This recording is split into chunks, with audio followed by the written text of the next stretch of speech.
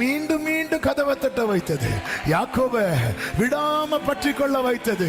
சகரியாவை ஆலயத்தில் அமர வைத்தது.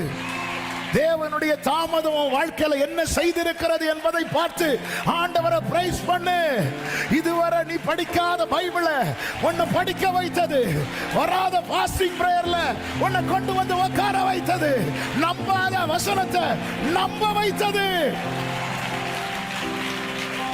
தேவனுடைய தாமதம், தேவனுடைய தாமதம் என் லைஃப்ல என்ன செய்யுது?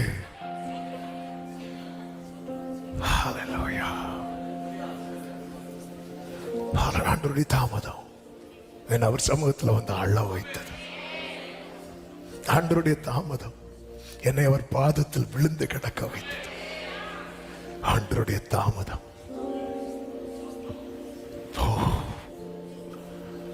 இதுவரை நன்மை செய்தவர்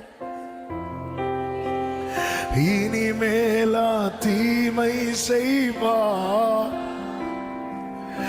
இதுவரை நன்மை செய்தவர். இந்த வார்த்தை வரும்போது எத்தனை பேர் உள்ளம் ஜெபிக்க ஆரம்பிக்கிறது? ஆமே. நாம் நினைப்பதற்கோ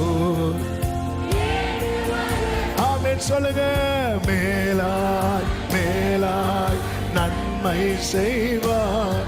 நாம் வெட்கப்பட்ட ஈடாய்.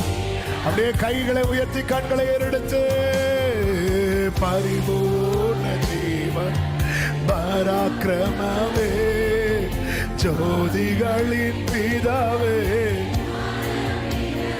ஆமென். பரிபூர்ண ஜீவன்